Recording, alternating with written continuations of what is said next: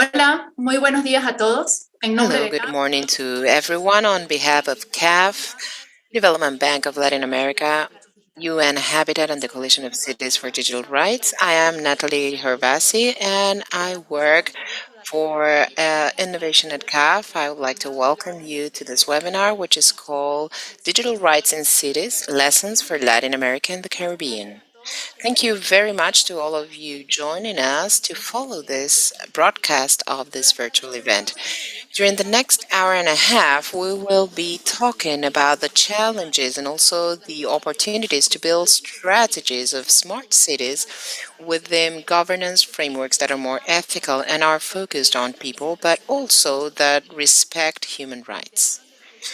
The intention of the webinar is to share the journey travel in some of the cities that are moving forward with these proposals today. Some of our guests will be talking in Spanish and some others in English. Therefore, let me remind you all that you can change the interpretation channel according to your preference, whether it's English or Spanish. You will also be able to send your questions through the chat so that we can answer them in the panel.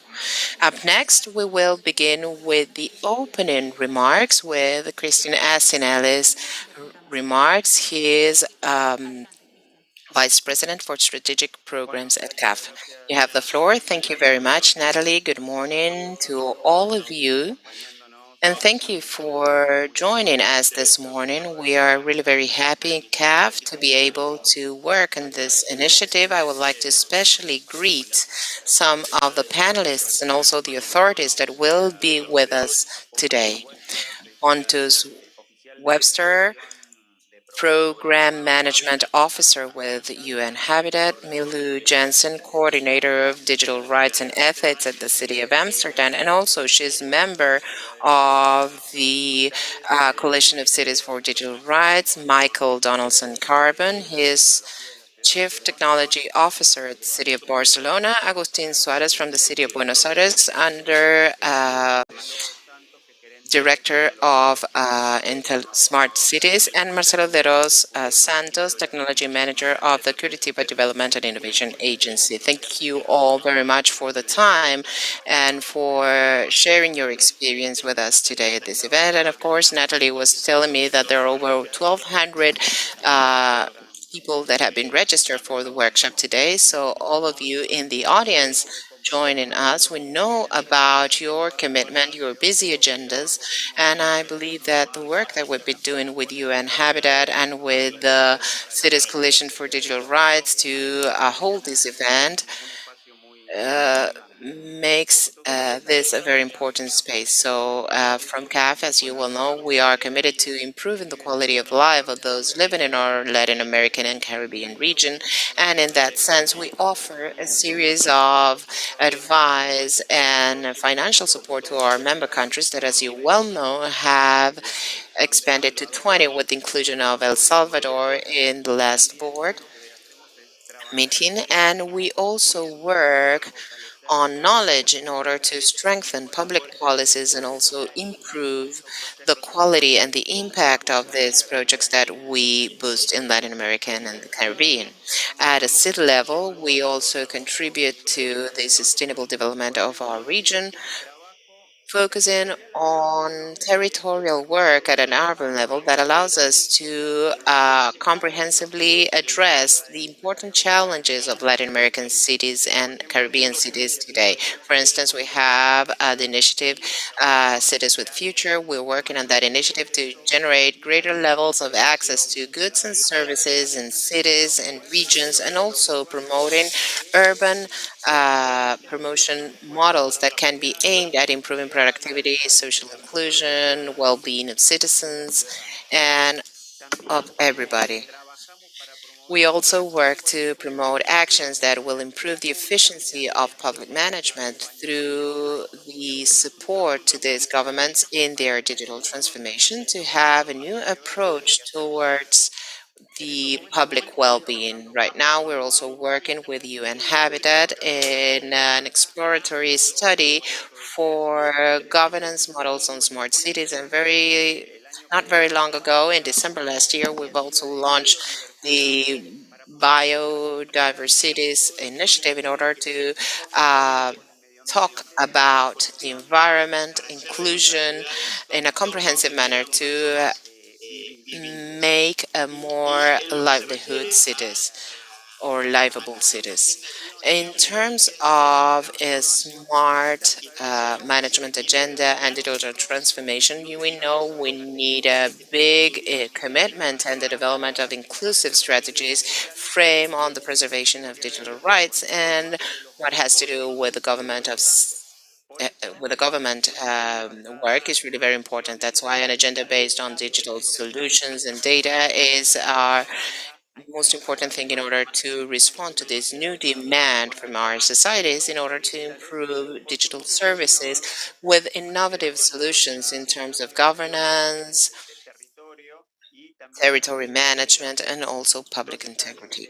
So all of these new technologies will acquire a more protagonist role in time, and so it's absolutely necessary that within the transition of the agenda we preserve the rights of all citizens, and the pandemic has made evident the importance of this situation. That's why we believe that we need to take a leading role. We need to listen to the experience of other countries and the good practices, for instance, of Barcelona and Amsterdam that have been pioneer in these processes and allow us to work and show an agenda of digital transformation at local level. We also have the example of Spain, very important as well, that has presented the first letter of digital rights with the purpose of protecting the rights of all citizens. And this is an example that we can work on throughout the whole region. I'm sure that this event will allow us to share experience in order to develop and work on a comprehensive agenda on these topics, learn from new practices of those who have done this before and are doing it really very well, to disseminate them, to use them as an input so that all officers in our cities in Latin America and the Caribbean can also travel this path towards digital transformation. I don't want to take any longer, and I would like to specifically go to our panel. But again, Natalie, thank you very much, and the whole steering committee for holding this event. So thank you all very much. I'm certain that it will be a very important event where we can share really rich experience.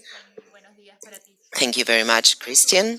So, Pontus, I think it's time to get into the subject. I give you back the floor. Let me introduce Pontus Westberg, Program Management Officer at UN Habitat. Hello, Pontus, can you listen to me? Yes. Hello, Natalie, thank you very much. I'll now switch into English.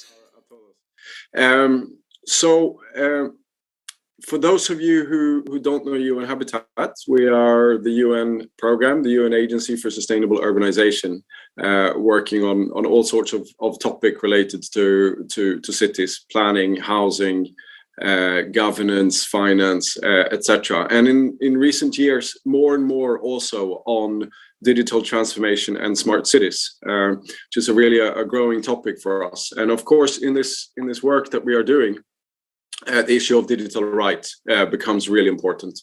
And we're starting to see more and more examples of how digital technologies are being used to break human rights or violate human rights in various ways. For example, targeting minorities, violating people's privacy, limiting democratic participation, etc. Sometimes on purpose, but often technology is used by cities and local governments in this way, kind of carelessly, without consideration, without real consideration about the potential negative effects and harmful effects of technologies like facial recognition software, artificial intelligence, and things like that. So it's really important for us to raise the importance of this agenda within the global debate on smart cities. So we're really excited to be part of this webinar, which will discuss exactly that. There is, of course, a related and important topic, which is the digital divide. We know that half the world's population is connected to the internet, but the other half is not. So that's 3.5 billion people that are not able to access the opportunities provided by digital technologies and digital society. And people are excluded for a variety of reasons. It's not only about a lack of connection. It's also things like affordability of digital services. It's about language. It's about having the right kind of skills. Sometimes there are cultural issues. Education level, etc. And it's not only about a rural-urban divide, and it's not only about north and south. New York City, for example, one of the most developed cities in the world, have 1.5 million people that don't have an internet connection at home or on their mobile. So it's quite serious in many of the cities across the world. We've called our Smart City program People-Centered Smart Cities to highlight the importance of digital inclusion and human rights, but also the fact that we want to ensure that digital technologies are actually used by cities primarily to improve the lives of residents, not only for efficiency gains and things like that, but really thinking about how services can be delivered in a better way to benefit everyone that lives in the city. And we're very pleased to be a supporter and a collaborator of the Cities Coalition for Digital Rights. Really great to see that there's such interest in the topic in Latin America. And we look forward also to further collaboration with CAF and other partners in the region, and hoping to be able to do some real practical work on digital rights in Latin America in the coming years. So with those words, now let's move over to our fantastic panel from the cities of Amsterdam, Barcelona, Curitiba, and Buenos Aires. And Milou, I want to start with you. You work at the City of Amsterdam, and you're also the coordinator of the Cities for Digital Rights Coalition. What can you tell us about the work that the coalition and the City of Amsterdam is doing on digital rights? Over to you, please, Milou.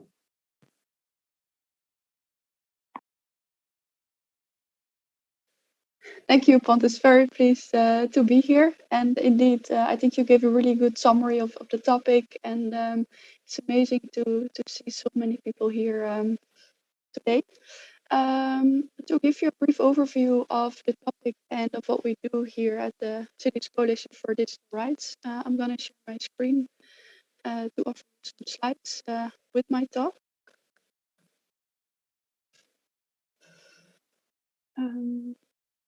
Yeah, so the Cities Coalition for Digital Rights is a coalition of cities, over 50 cities at the moment, all working towards human rights based digital policy making in cities.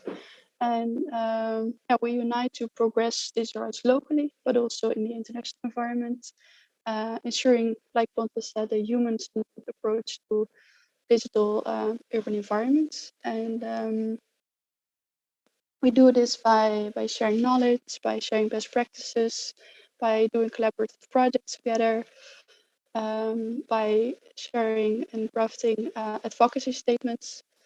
We're very happy as a coalition to be supported by valuable partner organizations as well. So we are a city-led coalition founded by the cities of Barcelona, Amsterdam, and New York. But we also really count on the support of Eurocities, USPG, and UN Habitat. And yeah, what we do is we believe, like I said, in the role that cities can play in the digital transition. They are the institutions closest to the citizens, to the people, to the communities that live in our cities. And yeah, besides advocacy and knowledge sharing, we also see that we work together more and more on projects that I will talk a bit more about in a second. So we are organized quite as a, I would say, informal but also strong network. So every year we have a couple of projects and a couple of initiatives and a couple of topics that are important, like its inclusion or responsible AI use. And then every time such an initiative arises, some cities unite and work together on this. Other cities are really joining more for the knowledge sharing part. So to really see like, hey, I'm working on a digital transformation strategy or digital inclusion strategy, and are there any colleagues who already have good examples? So yeah, we see it's growing. Of course, we're also really open for more cities in Latin America to join. I'm very happy to say that although I'm still learning the Spanish language, we do have the declaration available in Spanish. So if you would like to reach out for more information, we're also really capable of doing that in the Spanish language, just to point that out. Yeah, what we've done over the years in terms of collaborative projects, an example is the Applied Digital Rights Initiative. So there were 9 cities within the coalition that signed up to participate with a really concrete question in one of their surveys, like parking, or public space management, or the crowd management in terms of COVID, for example. And they all had this question: how can we do this project in a digital right proof way, let's say? So each of those cities was connected to a team of academics, solved this challenge together with them. And the Citizens Voices project, it's European-led initiative, where each city actually went into a dialogue with their citizens to see how would they like to be engaged in the digitalization of the city, what rights they find important, and also train them in standing up for those rights. Then the Global AI Observatory, it's an initiative led by the city of Barcelona, and here we monitor the use of different AI systems in different cities, and most importantly, we also publish all kinds of policy guidelines and documents based on the experience of this observatory that we see there. Again, based in practice and from actual city experiences. And then finally, we now just launched the first concept of the digital rights governance framework. As we have been seeing, the field is quite new, but it also is evolving quite rapidly. And we would like to offer to cities a more principled but also comprehensive guide of what does it take to implement this broad topic of digital rights into their communities. Yeah, then finally, to briefly touch upon the broad spectrum of digital rights. Pontus already said that digital inclusion, digital divide is a broad topic. Does everyone have access, and in what way do they have access? Is their data protected? Are they protected from automated decision making? Is there transparency and openness of actions? Non-discrimination of algorithms, the participation topic, how to really include the communities in the things that you're doing, in the projects that you have, and then open standards to also make sure that the digital city that you create is open for everyone to collaborate, for example. Yeah, maybe it's also nice to have a brief overview of some of the examples that you could think about. I think 3 concrete examples from the city of Amsterdam would be the creation of an algorithm register. So here citizens can go online to see where we use which algorithms in our services. I think right now you find about 3 to 5 algorithms, because it's quite a task to publish all this information online. But the goal is to really show and be transparent about the ways in which we use automated systems for recommendations or advice or prioritization.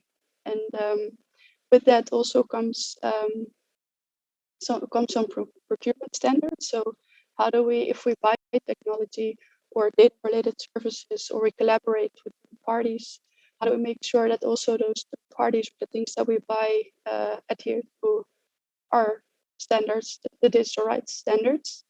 And then another concrete example would be the cyber bank, where companies and citizens can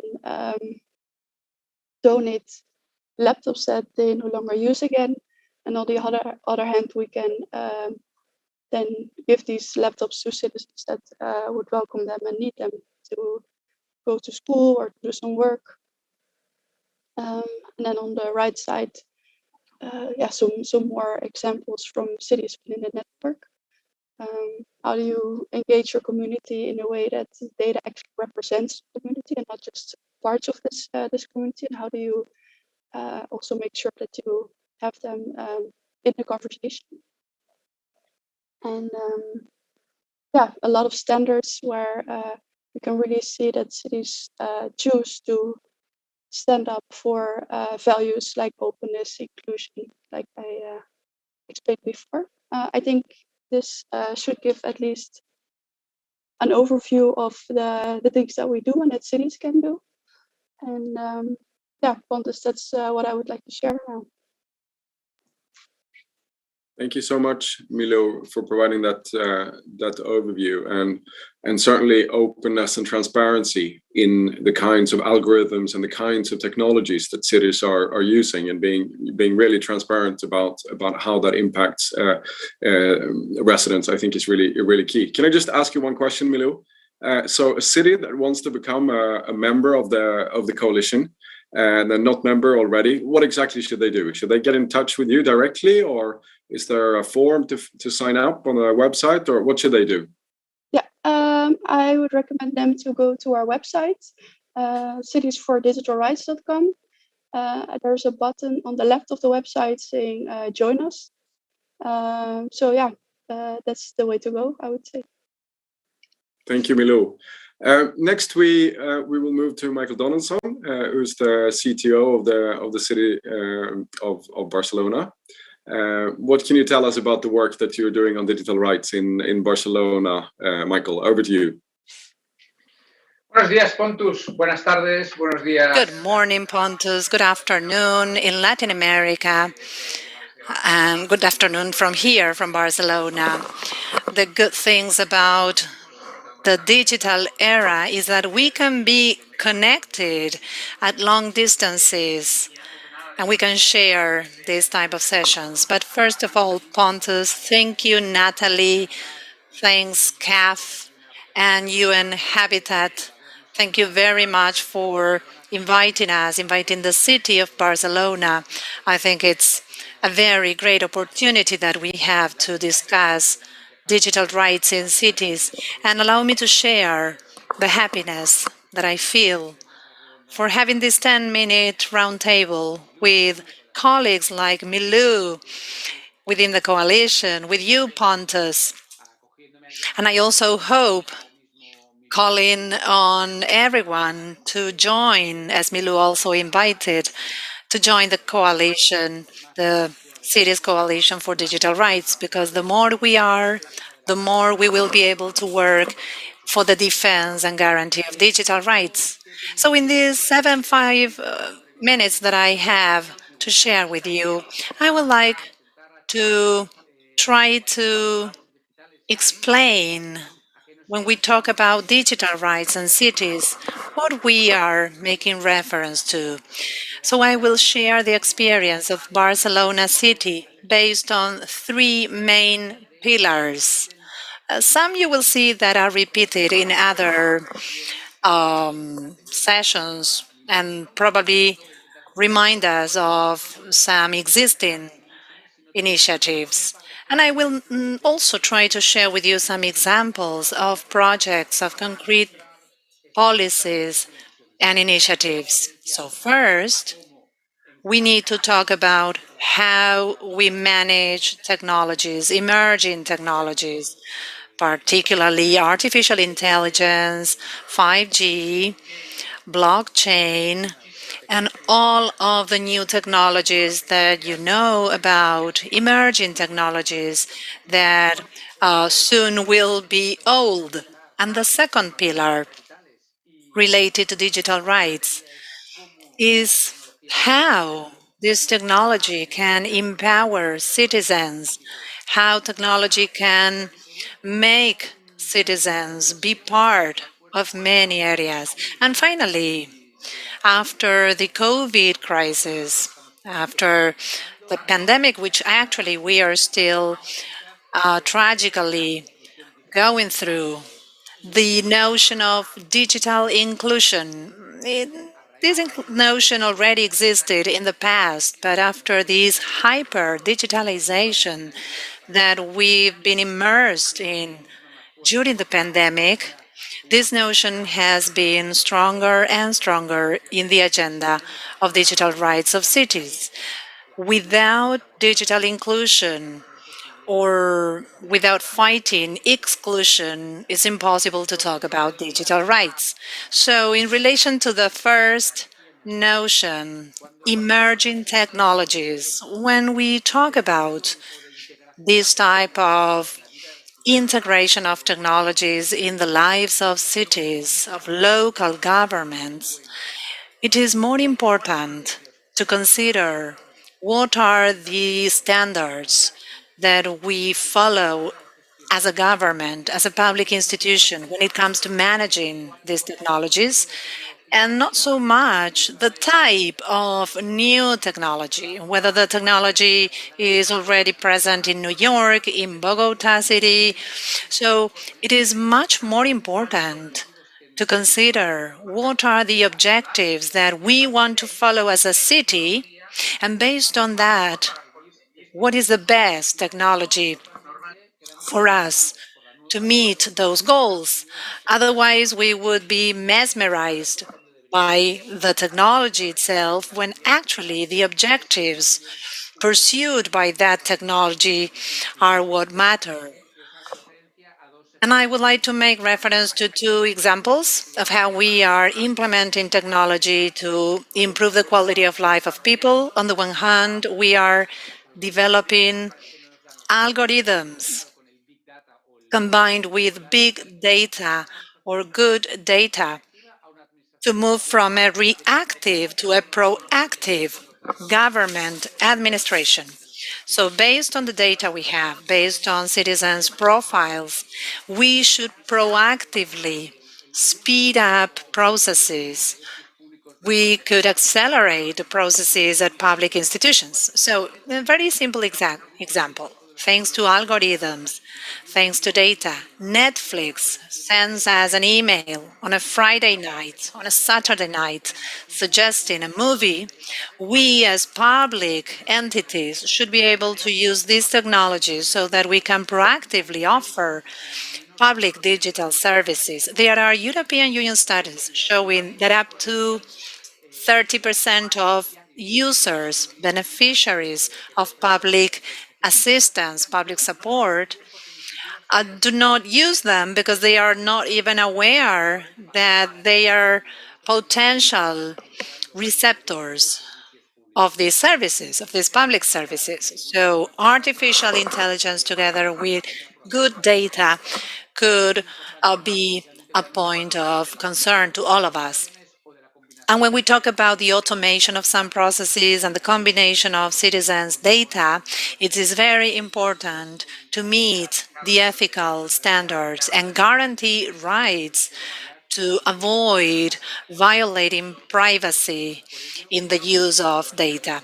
That is why at the local government of Barcelona, we have approved, which is actually on our website, a digital strategy that is benefited from many mechanisms and actions to ensure traceability, transparency, non-violation of privacy, and the misuse of data. And a second example of how to use emerging technologies when it comes to providing a better infrastructure, better public services, is this. We are developing in Barcelona on a digital rights platform together with the civil society, a model version that can be used at the schools of the city of Barcelona so that we can provide an educational platform that has all the features and functionalities that any private service, any other quality service could have. We are not actually trying to compete some market solutions, but rather have and develop a public structure that respects human rights. The second pillar, empowerment. How can technology can empower people? How can technology provide people the possibility of interacting? And I have two examples here. On the one hand, in Barcelona, we have 6 equipment pieces. These are like fat labs. So through technology, through the maker technology, we are able to give citizens, particularly the school population, the possibility to use 3D printers. Again, this is actually pushing people, encouraging people to give ideas and materialize those ideas with the technology that we can provide. And this technology can meet unmet needs, basic needs. And I insist, this maker movement is very good because we are able to materialize ideas into actions, technology that enables that, not only through data or algorithms, but through something material, something they can touch. In this way, we are developing a top-notch public digital network near our citizens. And we are also working through a participation platform, an engagement platform, where people can not only discuss and open dialogues, but also they can vote. And we've seen these in other projects, in participatory projects that we launched in the past based on 30 million euros in investments. There has been a voting conducted with the participation of the public. And finally, and then if we have more time to deepen through this, the importance of digital inclusion, guaranteeing not only access to internet and quality devices, but above all, training. There's no use in having access through fiber and internet portals if we don't know how to use these tools in the end. In Barcelona, we are doing this through many actions actually, but I would like to put on the table 2 more innovative actions. First, we are working through our information and communication agents, where public workers go with citizens to carry out online procedures. They help citizens in the vaccination sphere or in any other social security sphere. And we provided 400 families with internet access for 1 year, portable devices provided to these families. And we are supporting the families, training them in using the devices, in using technologies, empowering people. And we are measuring the impact on the improvement of the quality of life of people, because the pandemic has taught us that we are living in hybrid times, and it's important that we manage rights and opportunities at a tangible level, but also at a digital online level. Thank you, Pontus.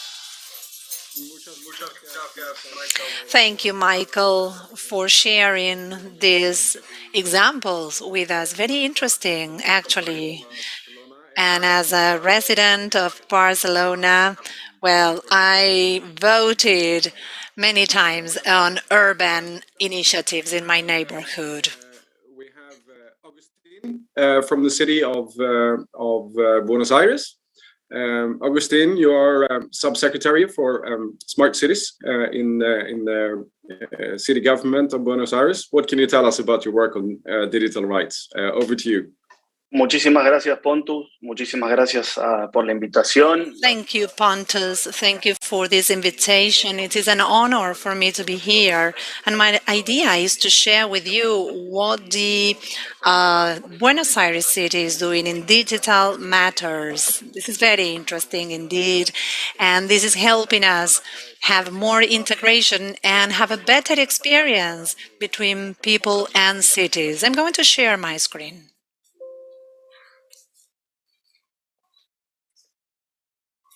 ¿Se ve bien? Can you see all right? Yes. To show the expectation, our Secretariat of Digital Innovation and Transformation has several objectives, but basically we're looking to be an increasingly more innovative city. But how do we want to do this? By transforming from our citizens' needs. So we make our decisions based on evidence, based on data. We are a more data-driven city, and we propose innovative solutions.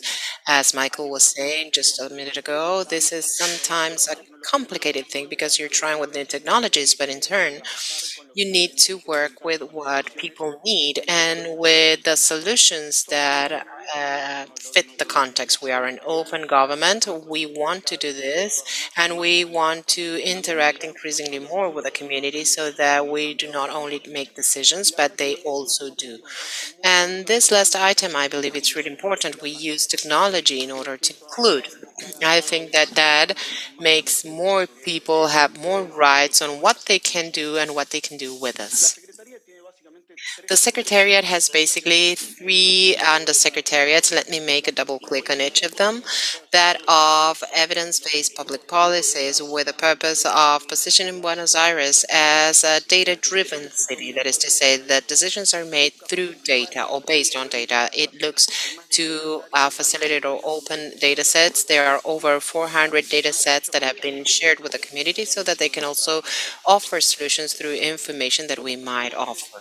We are transparent, and based on that, we are looking towards a more ethical and open management towards the citizen. We prioritize data.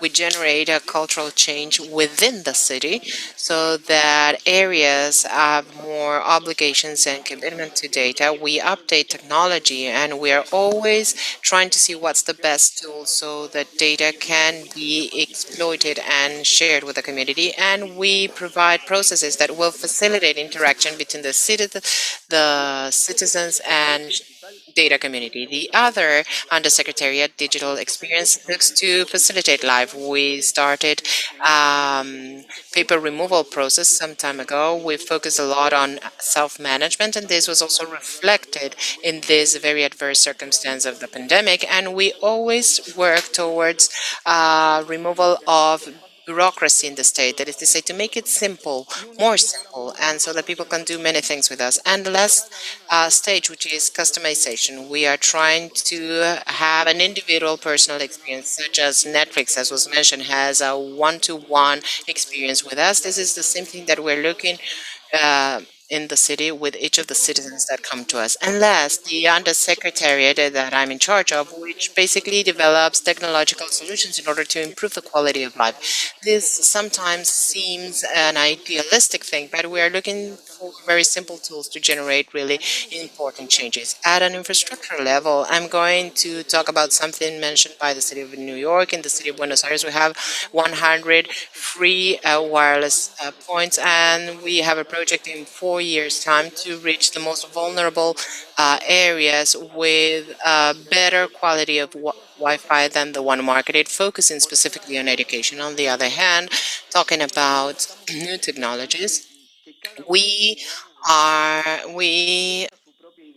allow each of the citizens of the city of Buenos Aires to have their own blockchain identity. That is to say, to own their own information. As a government, we issue so many documents and certificates that in fact belong to people themselves. So what we're trying to do is to decentralize information so that every day a citizen has more power on their own information, more autonomy, and decide upon what they want to share and show to the community.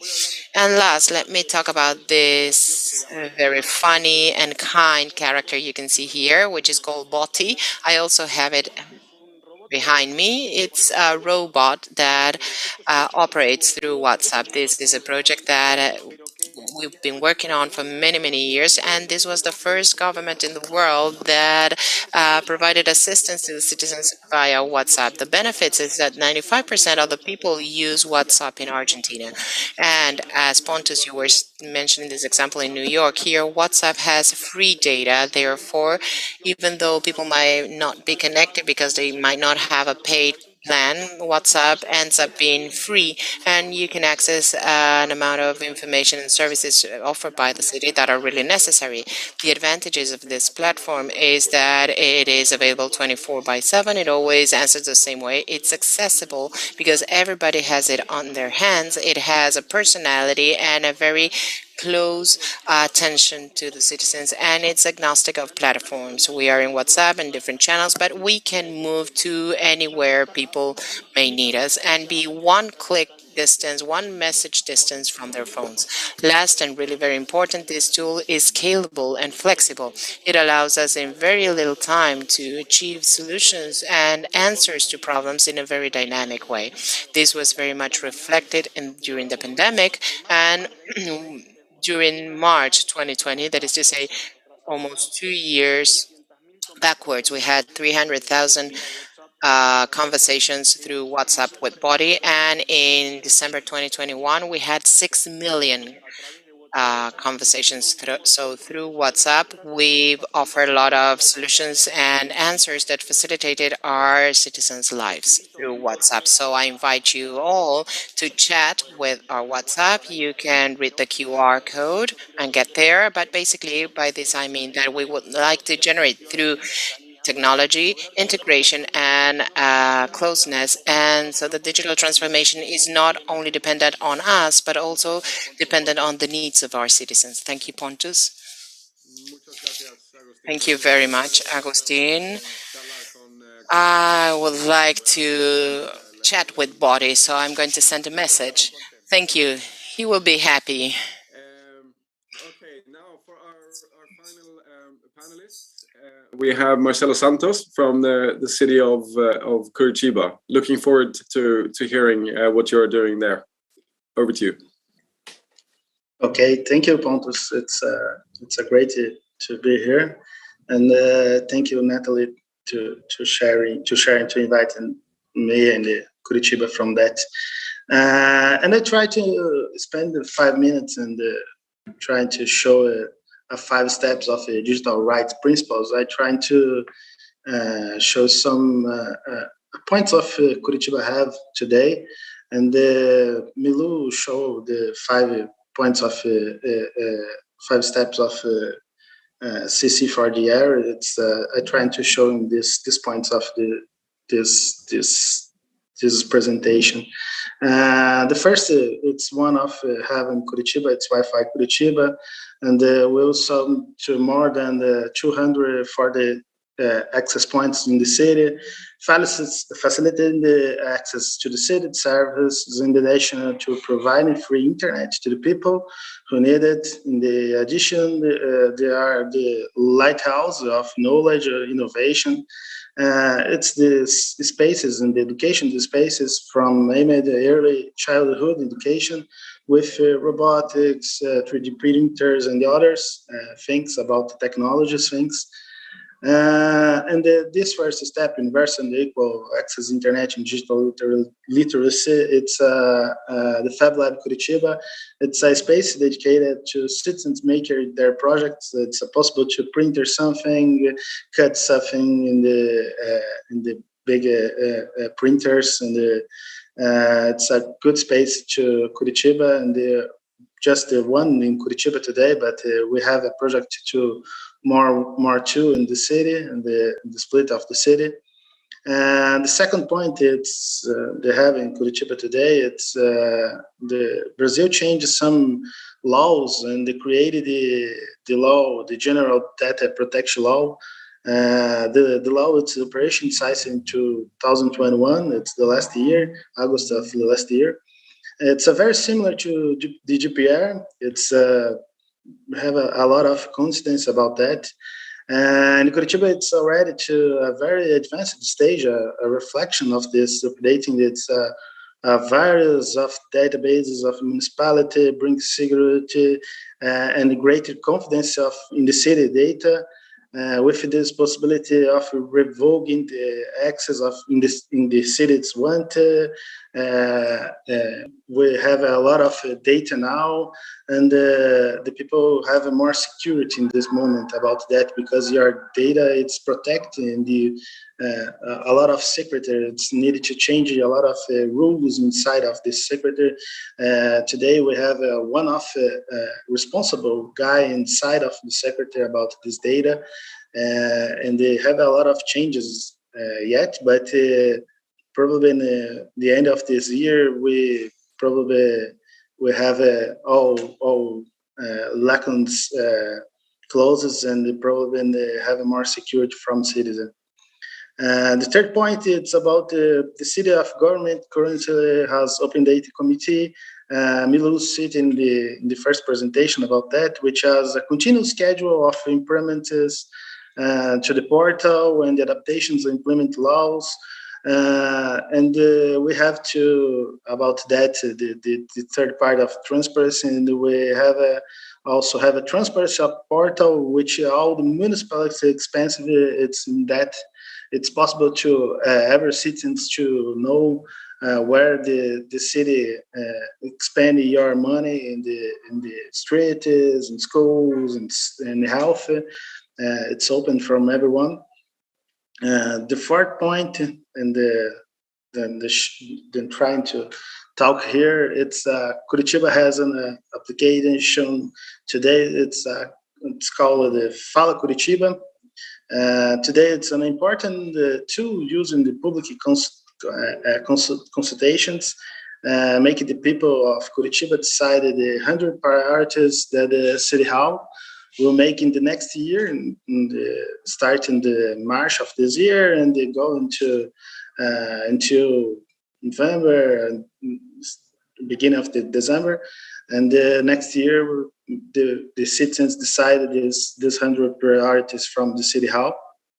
Curitiba has today the Municipal Council of Science and Technology and Innovation, with the responsibility for guiding the presenting proposals, strategies, and policies related to the city innovation ecosystem, aiming to expand into dynamics of innovation, entrepreneurship, and the socioeconomic development in Curitiba, which the active participate of the third sector and universities.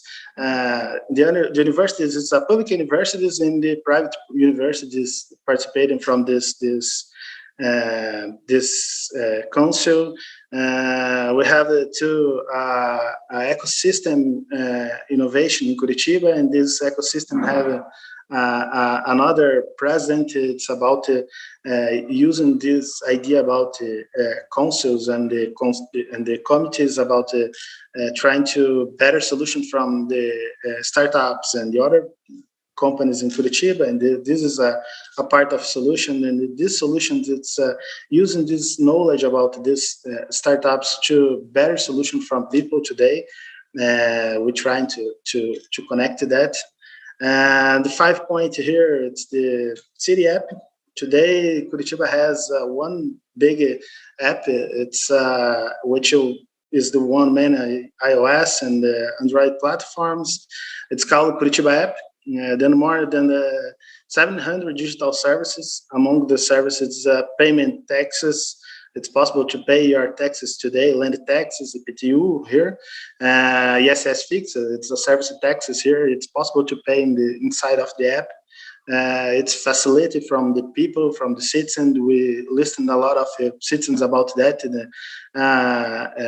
showing the better solution from that, because it's have a line is in 2017 have a line is to inside of the town hall about trying to pay your taxes because you don't receive it, because in the mail it's not delivered, and they have a lot of problem today. It's this problem to resolve. It's simple. Open the app and pay your tax. Have to all public transportation information inclusive with the possibility of creating routes to facilitate your journey inside of the city. Curitiba Wi-Fi, that is showing your hotspots in the city, and the possibility of the connection to the spots. You know where these spots, how to connect to these spots. It's a lot of information about that. Traffic data, it's about if you have a crash car, if you have a traffic inside of the city, then show you inside of this app. Free digital literature works by authors from Curitiba through Curitiba Lei Digital, and much more, which inside of the single app, today it's the very important, the app from Curitiba, and trying to show it from everyone here, every citizen here, because we imagine the one app it's using from the old people, it's better than a lot of apps in the education split. If you have a split apps, it's not a better solution today. I think in the one solution it's better. And finally, in the final phase in the implementation, this project started in 2020, in the beginning of the 2020, and the COVID probably have some problems from us to implement this project. It's called the Cidadão. It's a single registration of the municipality of Curitiba, facilitating the access all the system, all the applications, and all the apps of the city hall, using the only own login and password for citizens, and that this is a show to apply already all applications. And today we have more than 700,000 people subscribed in the side of the Cidadão. It's half of the adult population in the Curitiba. I have a lot of examples in Curitiba today, but we have another solutions from education, health, communication, and more. But I think in this point is someone of more important today from us, because it's the connect a lot of things. And I sharing just examples. It's 5 seconds. The sharing. I sharing my screen to show some of the examples. Do you look at that? It's sharing from everyone. Yeah. Okay. This is a Wi-Fi Curitiba. It's a plate in the city. It's a lot of plates that it's possible to connect with QR code, and using the Curitiba app, it's possible to log in automatically. If you're using the Curitiba app in your cell phone, you connect automatically inside of the Wi-Fi Curitiba. This is a lighthouse of knowledge and innovation. This is a childhood going to this place to learning printers, 3D, and the other things. Then I show on the talk in the beginning of that. This is a Fab Lab Curitiba. It's a lot of printer 3D, and the other cut paper, cut wood, cut metal, and the other things inside of this space. LGPD, it's about security. Open data, this is one of the reunion about committee. Fala Curitiba, this is one of part of the Fala Curitiba. It's a virtual. One part of the Fala Curitiba is a virtual, another part it's presential. But if you don't have a possibility to go presential, it's possible only virtual speaking. The Curitiba app, this is just to screen about that. And the Curitiba Lei Digital, it's possible to read some books inside of the city. I think in this is a part of innovation, a part of transformation digital in Curitiba, and trying to connect to these points of digital rights in Curitiba. Thank you, folks. Thank you very much, Marcelo. Very nice overview of the work that you're doing in Curitiba. And if I'm not mistaken, Curitiba is now the latest city to become a member of the Cities Coalition for Digital Rights. So welcome to the coalition, and great to have you on board. Yeah, thank you. And subscribed in December, the last month of the last year. Thank you very much. Fantastic. So we're now going to move to the session of question and answers, and we have received a lot of questions from the chat. For those of you who haven't seen that, there is to the right of the YouTube video there is a chat function. You can ask questions there. We have about 35 minutes to go through questions, which is quite a lot of time, which is really good. Before I have a lot of questions here, I will read out in a minute. But first, I just wanted to ask each of the panelists to really quickly, if you were providing advice to a city that is just getting started, or someone that is just getting started with the topic of digital rights, what would you focus on? Really briefly. Let's start with Milou. Yes, thank you. Yeah, where to begin? That's a really good question, right? If you see all these examples and then all these principles and topics. I think what has helped for us in Amsterdam, and what I would then also advise other cities to do, is to start with making explicit which kind of values and digital rights are in your digitalization strategy, like, for your city. Because this guides politicians to look at technology in a way that actually contributes to also community goals. It can help policymakers and technology developers in your city to relate their work to the values and the topics that we discussed today. And it can help your community to, on the one hand, also work towards the digital future that you have in mind for your city. But also to hold you accountable if something happens that does not adhere to the rights yet. That's bound to happen. That's okay. We also have that here in Amsterdam sometimes. But I think what really helps is to make it explicit what people can expect from you in terms of values and human rights in your digitalization strategy. And then you will see that it grows from all these different groups that I mentioned, the community, the politicians, developers, and the policymakers, because you have this shared expectations made explicit. Thank you, Milou. So set out your principles on digital rights for your own city. And of course, the 5 principles of the Cities Coalition for Digital Rights is a great starting point there. And then also, for those of you who are not aware, we are, with a number of cities, developing right now a digital rights framework, a practical framework that cities can borrow from, make use of. It's currently actually out for consultation, I think, for another few days. And it's available on the Cities Coalition for Digital Rights website. And once that round of feedback and consultation has been done, we will refine it and we will publish it fairly soon, within, I think, a couple of months, right, Milou? Yeah. Great, thank you. Michael, over to you. What would be your top tip to get started on digital rights? Thanks, Pontus. Thanks again. La verdad es que se me hace muy complicado poder. Well, it is quite complex sometimes to offer one piece of advice, because what may work in one city may not necessarily work in another city. So cities have different challenges, different problems and issues. Even though there are some global issues, each city has its own weak points or strong points, so everyone knows what's best for them.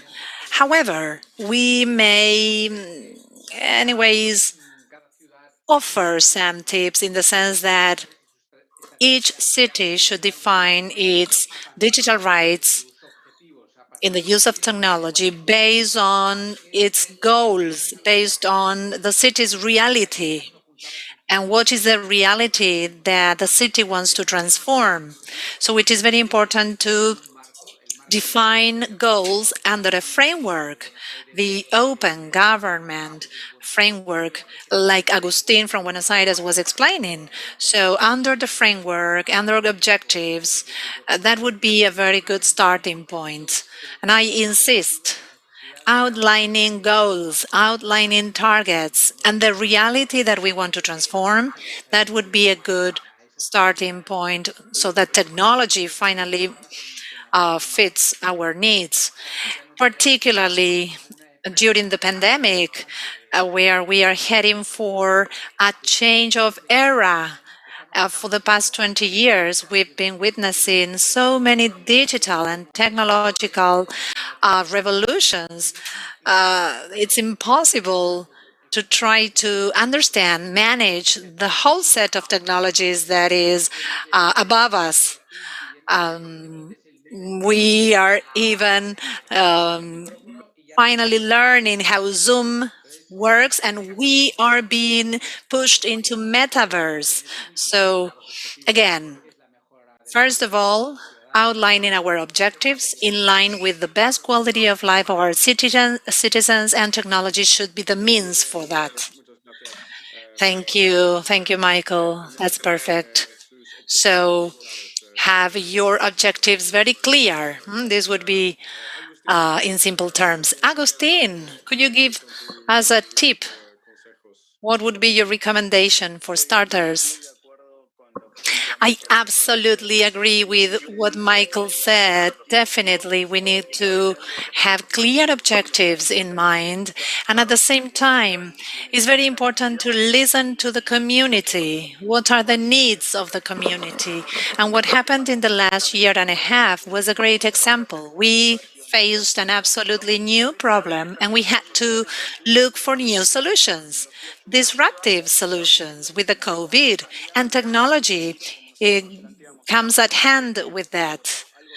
Something simple as a WhatsApp bot, something that can be in the hands of our citizens. So if I had to summarize this, I would say that cities have to listen to their needs, they have to integrate, and they need to look for the simplest solution. Simplification is key.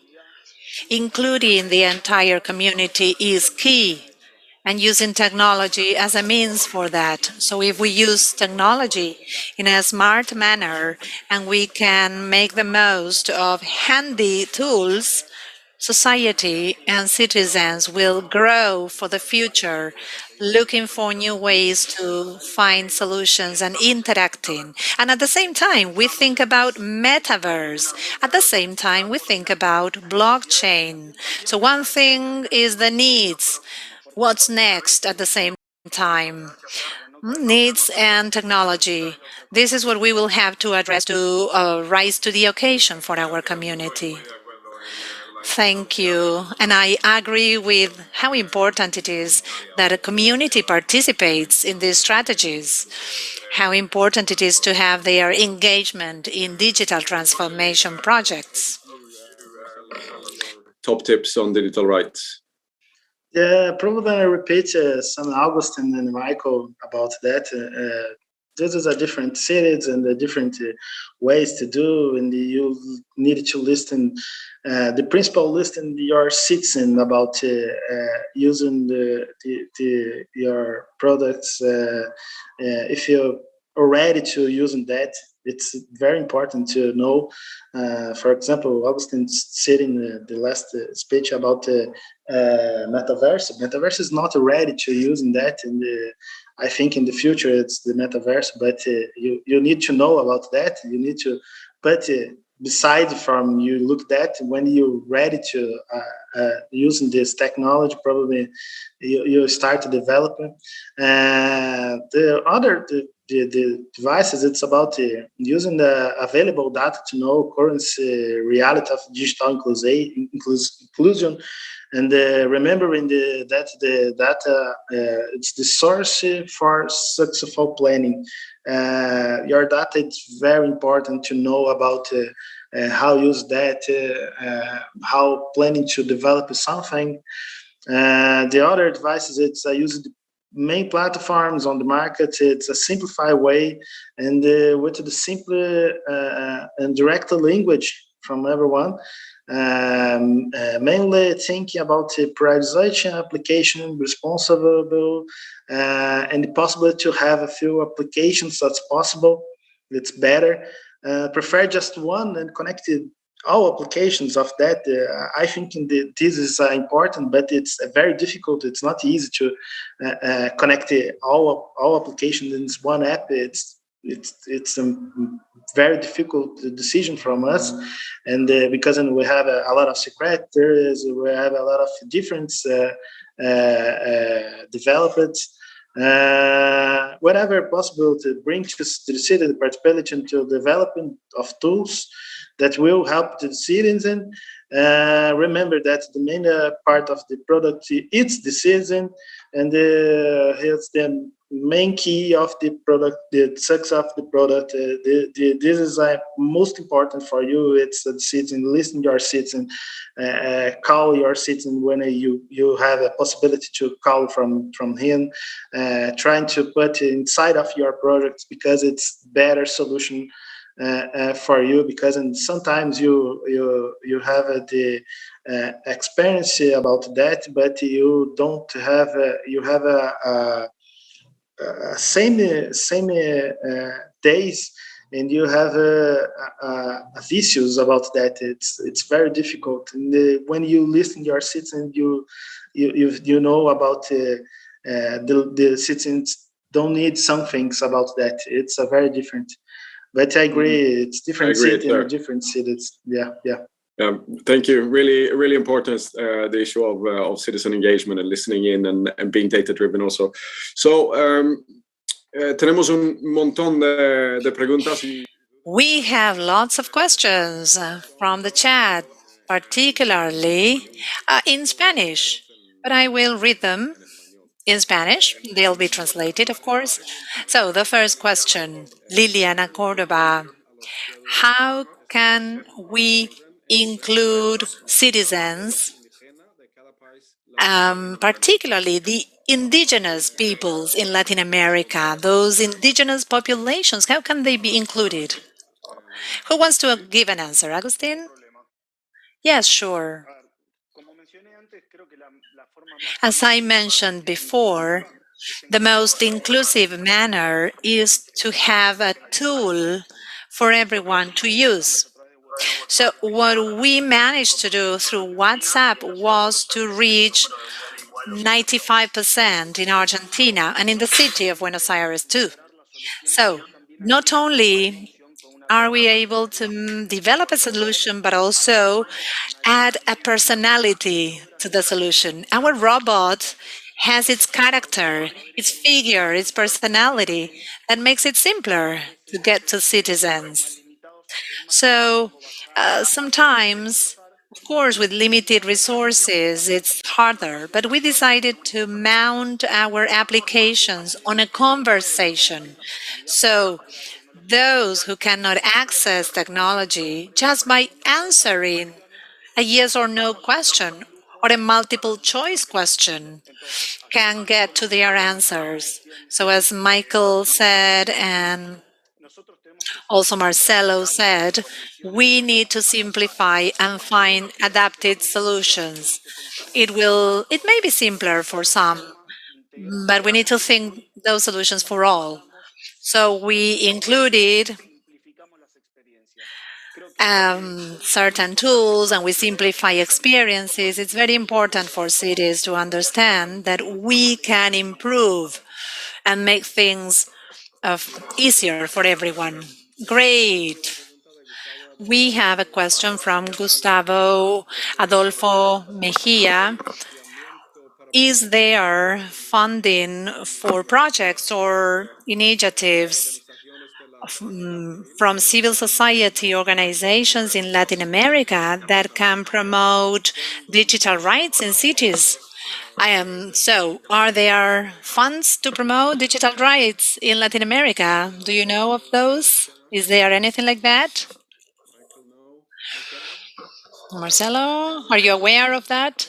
I know that exists some funds about that, but It's not here in Latin America. Normally, it's Europe funds, and you need to have a project about that. And Brazil have some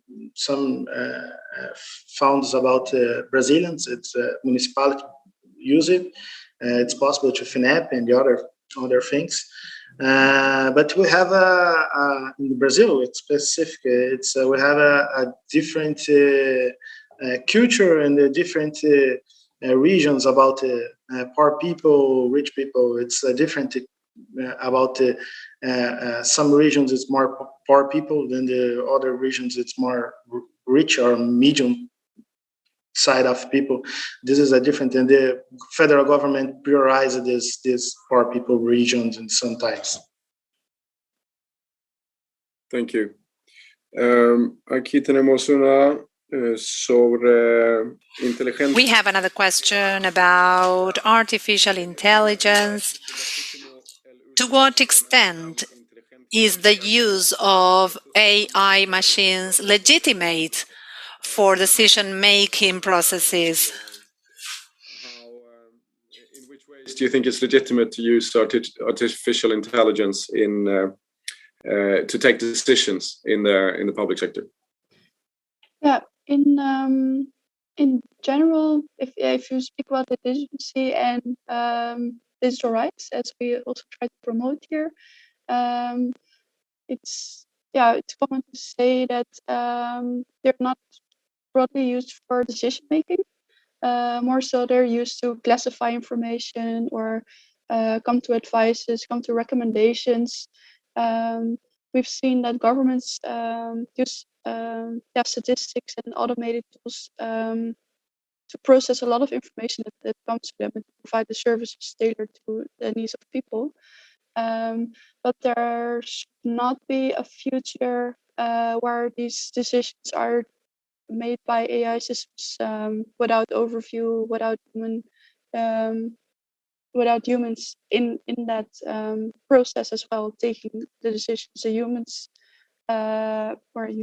employees that work in our services, they can be supported by AI systems to rapidly and fastly answer to the call when it comes in, to answer to a report, to make the services grow and be more efficient.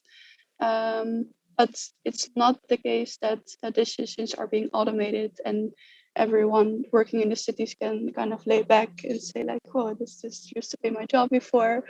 No, but we say that if used responsibly, and that can be like with a check for bias, with a check for data quality, with good attention for where mistakes in these calculations can arise, then we can use them for recommendations, classifications. But no, it's not the AI systems that are going to make the decisions. No, that would be my answer. Thank you, Milou. Tenemos un montón de buenas preguntas. Aquí, We have so many good questions. Now we have one from Roxana Goldstein. The key of digital rights is that it is done with data capture from citizens or users. How do cities make that use transparent if you use social media or apps like WhatsApp, for instance? Michael, could you answer to that? It is not a simple question at all. And the answer will probably would not satisfy you. But apart from that, it's really broad. Denise Roca, and our sociologist, says that we do not have to get data from the citizens, but as an institution, we need to gain their trust so that citizens offer their data. There is really a very big paradox, which is very important. We don't have much problem to provide our data every day to Amazon, Google, or all social media. Instead, when we need to provide our data to public administration, there are so many mistrusts. This is true, and public administration vis-a-vis these large corporations, as was said, we institutions, we make selections, and therefore we decide who the representatives are. Another important topic is tax collection in order to offer public services. So there are two very sensitive, very important elements in the constitution of our own institutions, our democracy, but these are very sensitive topics. Therefore, beyond the protection that should be provided by the different regulations, the European and that of each of the respective countries, what has to do with data privacy, we need to work towards gaining the trust and confidence of citizens so that they understand that those data need to be provided and that will bring their own benefit. In that sense, the framework of an open government, of a transparent government that will be held accountable, that works in collaboration and generates trust between the citizens and the institution should be the framework where citizens naturally will be providing their data to public institutions. Thank you very much. We have some other questions that have to do with the body question. This is for you, Agustin. From Daniela Monsalve. It seems that tools like Body are key to give answers to citizens. What were the lessons learned and the challenges that you had to face in order to implement this initiative? And there is another one here that says a bot derive specific problems to corresponding entities. For instance, if somebody makes a claim for the fact that the trash was not collected in their sector, can that be referred? Yes, let me start with the last one. What we are doing has two paths. Either we tell the citizen what is the, we give them instructions about what they have to do, for instance, in the waste collection, and what we're doing also is to take those paperwork to the WhatsApp platform. So through questions and answers, we generate a ticket that is associated to the specific area that needs to perform that task. We are trying to migrate more of these claims to the WhatsApp platform in order to simplify that interaction and so that the area can get the information with everything they need to do. On the other hand, regarding learnings, I think, or lessons learned, the most important thing was to trust the tool and its potential. I think that at the very beginning, we did not understand the potential of what we were doing. These metrics that I showed during the presentation, that we multiply by 20 or 30 the amount of conversations 1 year over the next, talks about how, as we move forward with this tool and including more resources, the adoption of a citizen was increasing as well. Our main challenge today, I believe, is that the community learns about all of the tools offered by BOTI. And how do they do this? As they do things. So I think that our mission is that this channel is the first channel for the citizen.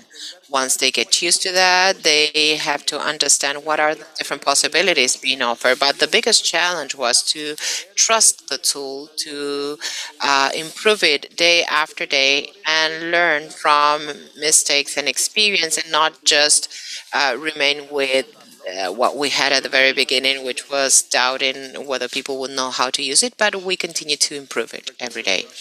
Great. Thank you. Then Milou, it's from Sama El Sayed.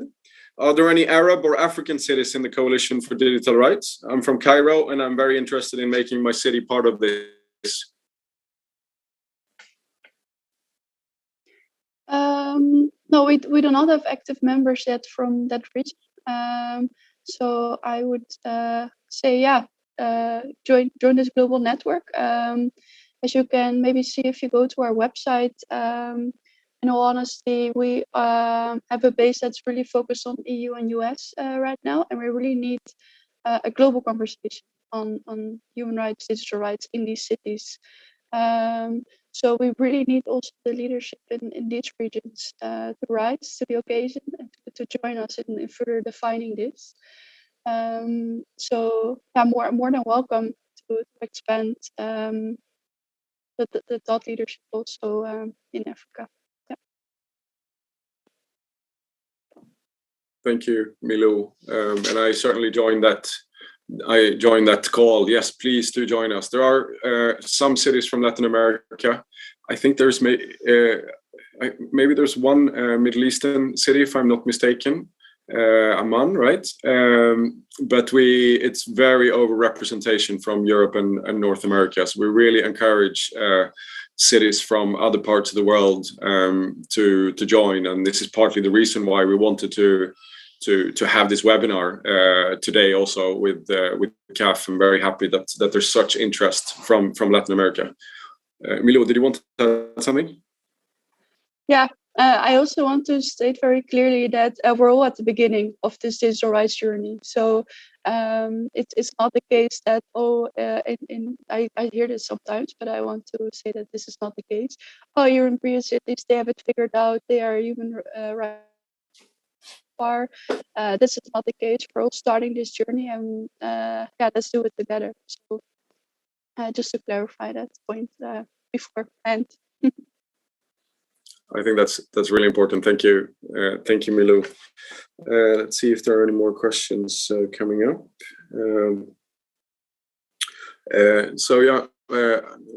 La próxima pregunta es de Daniela. The next question is from Daniela Arcargo. Digital data and rights are a risk for people's security? Are they a risk? That was a question. Who would like to answer that? Michael? Would you like to try? Well, I think that it depends on the use. I mean, it would be kind of answer from my city. So I think that it might be. We've seen this in a very well-known case in the UK. During the lockdown, the English government decided that exams, the A-level exams, would be done by crossing data corresponding to the personal individual file of students, cross-checked with the historical marks of the institution that person was studying. So an algorithm would define the cut-off node or cut-off mark in order to enter universities based on that combination I mentioned before. So what happened? Well, using technology and data in this way created some discrimination because there were many students that had very good marks in their academic history, but they were studying in centers in more vulnerable areas or where these were more depressed neighborhoods, and therefore the overall mark of those school or educational centers was much lower than their personal marks. So this generated quite an important discrimination. We're talking about the future, the academic future, labor future of a person based on the use of an algorithm, because since they could not sit for the exams due to the lockdown, then the government decided to do it this way. In fact, the resistance and manifestations against this was so many that the English government had to withdraw from this decision for this cutoff mark. So it depends. But if we are able to use these data for such a sophisticated and innovative system as that mentioned by Agustin, and in this way, in a proactive way, offer public data to the citizens, I think that data are a good signal. This is something that some academists refer to as good data, right? And not just the reliable data, but the good use of this data. That's why it's important to have a framework of digital rights whenever we use technology. Thank you, Michael. We have one last question, also from Roxana Goldstein. Do digital rights include the use of open code applications in governments? that is a feasible path for the transparency of use and the business model of third parties. Marcelo? We have some products when you use the open data and this possible, but it's not possible to use in the every one and every application. That it's sometimes you need to go into big companies and use some products of the big companies, for example, Microsoft, Amazon, and the others. And sometimes you don't have this code. It's not possible to sharing everything. But we're trying to sharing every open data from everyone to trying to create new solutions from the seats. And this is a good intention, and they're trying to create new solutions from the seats. For example, we have today BIs and the other things inside of the city using open data, and this open data created from the people using this open data. It's totally possible, but it's not happened every time. Then you imagine this is a better solution, but it's not happened every time. It's sometimes you need to go into big players, and you need to hire big technologies. It's impossible. Thanks, Marcelo. Does anyone else? We have a couple of more minutes. Would anyone else like to say anything about your use of open source technology in your city? Maybe, yeah, Michael. Gracias, Pontus. Sí, para complementar, estoy de acuerdo con lo que... Yes, just to add on what Marcelo was saying, again, I would refer to the previous example. It's a combination. There are so many products, private products, and for some of the needs, they can fit some of those. So it might be timely to use them. And of course, the open source also allow us not just to cover that need that might be offered by technology, but I think that this is where I believe it adds value, and it allows to create communities among different institutions that might improve the use of the source with new features, new things that may come up. But in this case, let me also advertise our digital participation platform, because it is based on an open source. It is used by more than 100 institutions worldwide in order to relate their own participation. And the more institutions, the better, and the more will we improve our tool. The other example that I also mentioned, that development in order to adapt it to educational needs in school ages in terms of Moodle, this is also being developed in open source. So any school, any institution that might be willing to use educational platform that respects digital rights and public structure will also be able to use it with all of the features, with documentation, repository, open data, etc. And they will be able to use this tool and also enhance it with its own use. Thank you, Michael, for giving those examples. So, well, 2 minutes are left. Natalie, would you like to give the closing remarks? And thank you very much. Thank you, Pontus, for moderating the event and from going from Spanish into English, English into Spanish. It has been quite a challenge, and thanks to all of the panelists. It's been a pleasure to have your participation. I think it's been very enriching for the audience. We've had so many questions. The audience is still connected, and we know about the busy agenda you all have. So again, thank you all very much. Thanks UN Habitat and the coalition, the City Coalition for Digital Rights, and for being here. We've seen out of the interest that we had during these 90 minutes that digital rights is quite a relevant topic based on the questions. There are many public officers that have been joining us. Also, many people working in civil societies that have their questions and consultations about this subject and what can be done from local governments in order to protect our rights. Let me remind you all that Agustin and Milu's presentations will be available at the microsite. We've been asked if we at CAF issue any attendance certificate. Unfortunately, this is not something that we do, but we appreciate the suggestion for the future. So we will have the broadcast of this event in our microsite in case you want to see it again, to watch it again.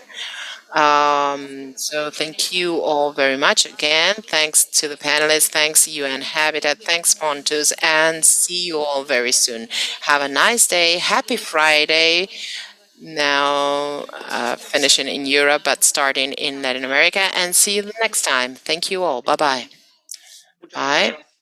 Bye-bye. Thank you.